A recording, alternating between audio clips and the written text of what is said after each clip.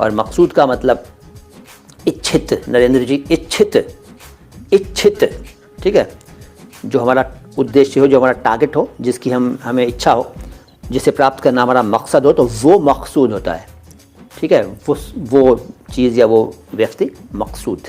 दम, दम, दम मारो दम गाना सुना है ना, तो दम शब्द जो है वो फारसी का है। और फिर अगला शब्द लेता हूँ दुम, दुम जिसको पूंछ कहते हैं, टेल कहते हैं, टेल, पूंछ, तो वो भी फारसी का है। और एक शब्द है दमा, दमा की बीमारी होती है ना, दमा हो जाता है लोगों को, दमा, मालूम है ना, तो वो भी फारसी का है।